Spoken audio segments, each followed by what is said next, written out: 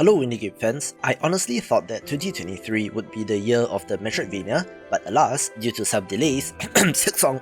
it was not to be, but there were still great releases such as Glimmer in Mirror, a game with beautiful hand-drawn art in which our heroine is trapped in a collapsed mirror world and sets out to uncover its secrets. The most notable thing here would be the combat, with a focus on ranged attacks, so it is about avoiding enemy attacks and getting into the right position so that you can damage enemies. It did do the weird thing of being an early access Metroidvania, which always boggles my mind since the whole point is the interconnected world and the exploration, but that aside, while this game looks gorgeous, its English translation leaves much to be desired, so hopefully they will be able to fix it soon.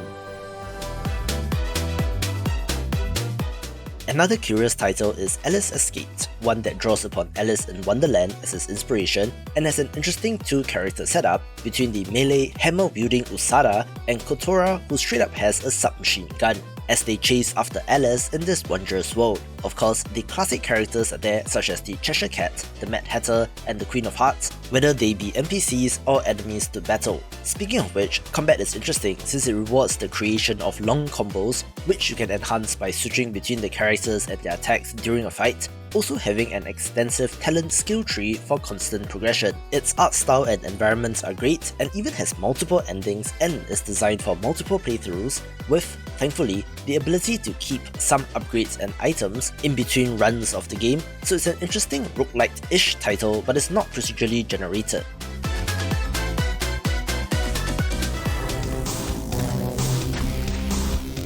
Here's a hidden gem that you might have missed in Angel's Gear, a game that uses pixel art and an intentionally dull colour scheme that has a lot of brown, set in a world affected by a mechanical disease, which is a self-replicating weapon of mass destruction that consumes everything, both living and non-living, as its fuel source. Play as a soldier who has to stop this monstrosity.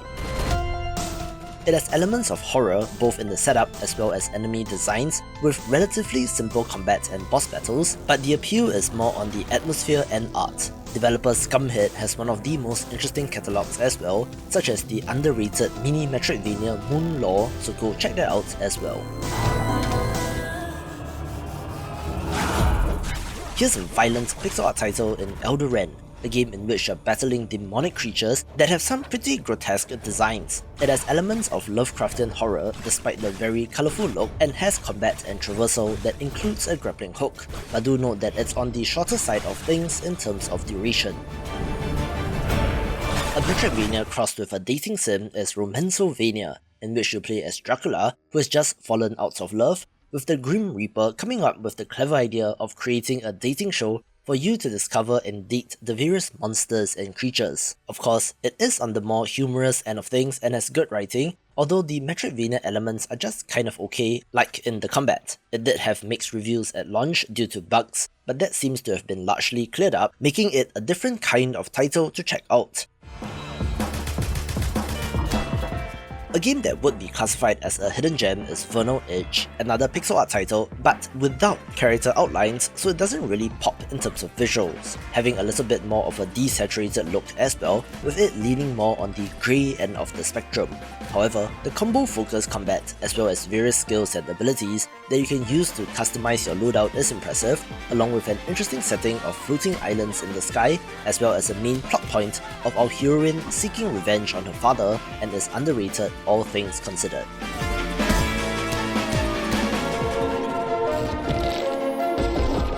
Some people have called 9 Years of Shadows all flesh but no substance, since this is indeed a very pretty pixel art title, but they have had issues with the Metroidvania part, especially the combat, since bosses in particular feel super spongy and absorb a ton of damage. Despite there being 3 elemental armors to choose from which grant you different abilities, combat doesn't really change up all that much, which is what people are finding issues with, so know that going in, where I do still think it's worth a play.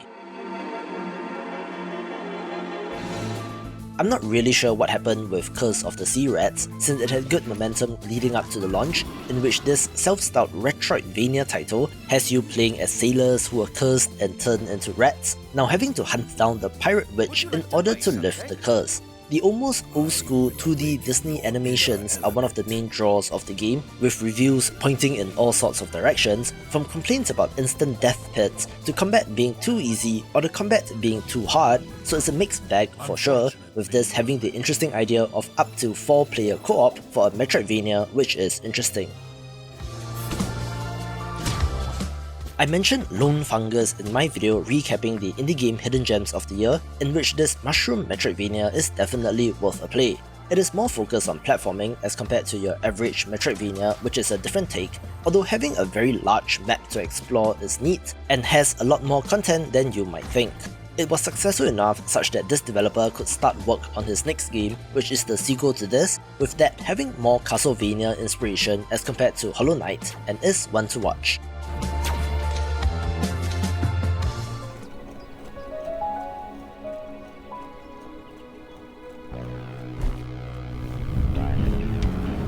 Here's a very curious, movement-focused Metroidvania in Rusted Moss, since the grappling hook and physics is something that you need to master, which can be very satisfying when it finally clicks. In a world where humanity is on the brink of extinction, the Fae are plotting their demise, swapping out a human baby with one of their own in the form of a changeling who was raised by unsuspecting human parents. And now that the time is right, you play as this very character and have to choose a side. While it is focused on ranged combat with a bunch of guns, you might notice that the camera is pretty zoomed in, which does add to the challenge since you need to actively move to avoid enemies and their attacks rather than just hanging back and shooting at them, having some very challenging boss fights as well.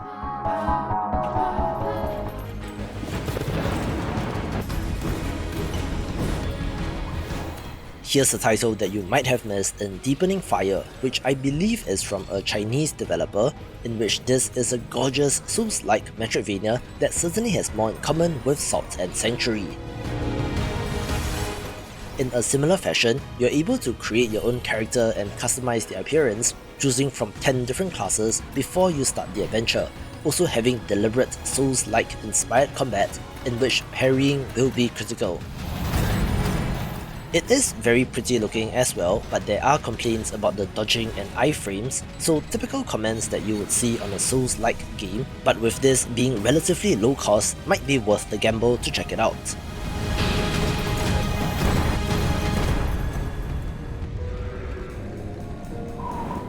Another game which managed to turn itself around is The Last Case of Benedict Fox, since it did launch with mixed reviews, but the bug-related issues have since been addressed. This is a creepy Lovecraftian Metroidvania set in the memories of the recently deceased, in which our hero is aided by a demon and is investigating a mystery which brings him to this manor. It tries to change up the progression, such as being required to gather sufficient materials to get upgrades, which then allows you to access the next area, having some interesting ideas of its own. This next title is not an indie game, since Convergence, a League of Legends story, is of course drawing upon the popular IP, but it's a solid Metroidvania all things considered with a time rewind mechanic. I find it fascinating how Riot, through its Riot Forge publishing arm, have effectively licensed out the IP to indie developers for them to make non-MOBA titles, such as this game or The Mage Seeker, which was made by the Moonlighter people, being a curious strategy that IP holders can learn from. One of the more unique Metroidvanias of the year is Doomblade, a game which, strangely enough, is best played with mouse and keyboard and not a controller, since while it looks like a regular old 2D platforming Metroidvania, the controls are what makes this unique. You have to swipe your mouse across different enemies, after which our protagonist will just fly up in the air from one enemy to the next, being very similar to their earlier title Shadow Bug from 2017. It has a sick look as well, and due to the mechanic, it's something really quite different, so I would recommend you check it out for how unique it feels.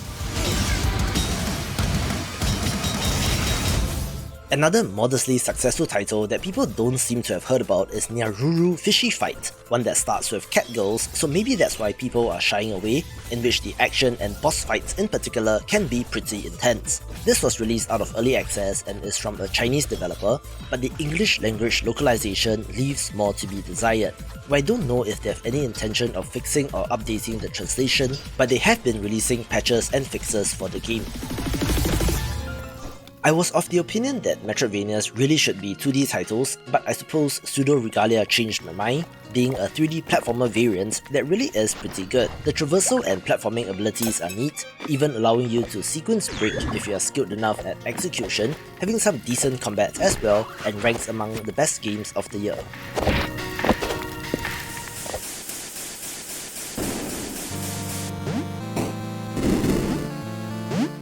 Here's the definition of a hidden gem, since Zentium Zero is an 8-bit pixel art mini Metroidvania which I don't see anyone talking about, in which you explore an alien planet. It looks similar to cult classic Environmental Station Alpha, but perhaps isn't quite as fleshed out, but again, it's like $5 and it's definitely worth supporting.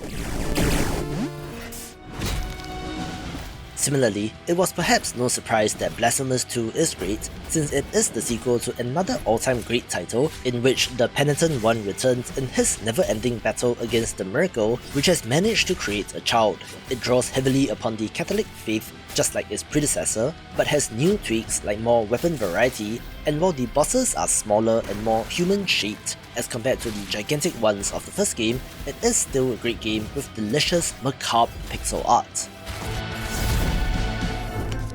Here's a smaller title from an Indonesian developer that might have fumbled their launch, since I believe the release date of Fairy Afterlight was not updated prior to release, so that means it did not show up in the list of upcoming releases, and then kind of fell into the void. So in case you missed it, it's a minimalist looking title with a wonderful look that is of note. Despite the very minimalist character design, there is actually combat here, with the character almost having a sword-like weapon, also having some puzzle platforming and even giant bosses. A smaller title of note is Kingdom Shell, which got on my radar due to the pixel art, in which you play as a half-blood, having to protect the kingdom from nightmarish creatures after the protective shell around the kingdom shatters. It has decent combat and great pixel art, but might be on the simpler end of things, with this giving off a vibe similar to Cat Maze, if anyone remembers that game.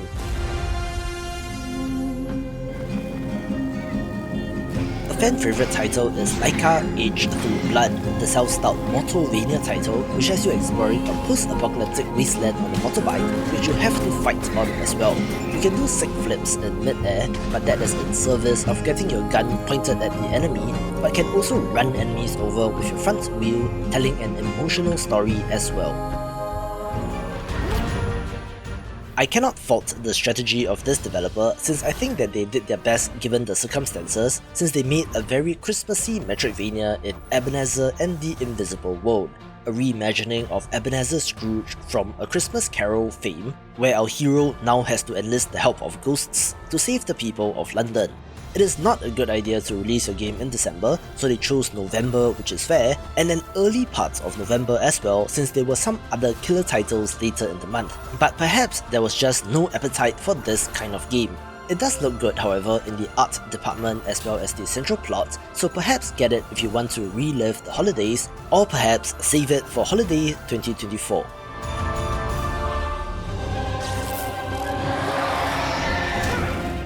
One of my most anticipated Metroidvanias finally made it to release in The Last Faith, a game which can be thought of as 2D pixel art Bloodborne, since the premise, progression system, dark gothic theme, and even combat has parallels to the FromSoft classic, but with a dose of Blasphemous as well. It's violent and brutal with unique execution animations, with the horrific bosses being a highlight, and was one of my favourite experiences of the year.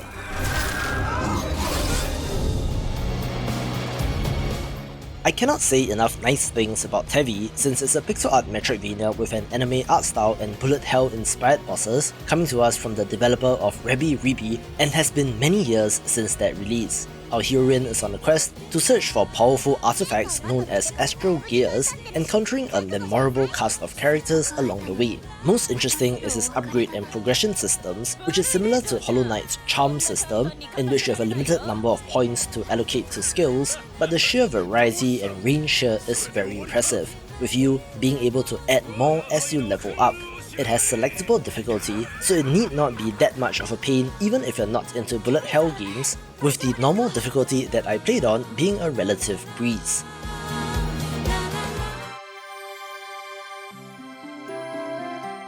I I honestly was not expecting this game to ever release since Feyland was kickstarted many years ago and the developers then went quiet, so even the early access release was a pleasant surprise, being an adventure platformer that might be more akin to Zelda 2 rather than Symphony of the Night. Impressively, they have retained the pixel art style that they showed off all those many years ago, also having the parkour-inspired movement like backflipping out of the way to avoid enemy attacks. So far so good in early access, although it did not sell an insane number of copies, so I'll be keeping an eye on this, which I hope will get completed down the line.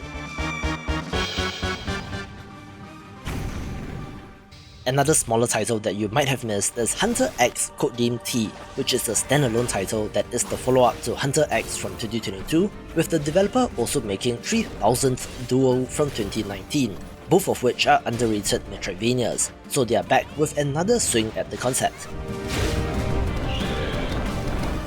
It does have more in common with Symphony of the Night, or rather, its modern day equivalent in Bloodstained Ritual of the Night, having XP and leveling, in which you could become overpowered if you grind, with this having a Souls-like stamina meter equivalent as well. I never like it when developers release their non-early access games in December, since Game of the Year and the holidays means that the chances of it getting coverage are reduced, which is a shame since Cookie Cutter is pretty good, and despite the odds, seems to be doing okay with 200 plus reviews as of recording. It's an ultra-violent and gory title, which tells a tale of revenge as an android seeks to rescue her creator, with this being filled with blood, vulgarities, ample use of middle fingers, swear words, and is generally not safe for work. So the attitude, writing, and vibes of this game might not be for everyone, but as a combat-focused Metroidvania, it does have its merits. Where if you're watching this video within the first 48 hours or so of release, I'm doing a Steam key giveaway of this game. Sign up to my newsletter via the link in the description below to be eligible. If you love Metroidvanias, then you have to watch this video on 50 upcoming games in the genre.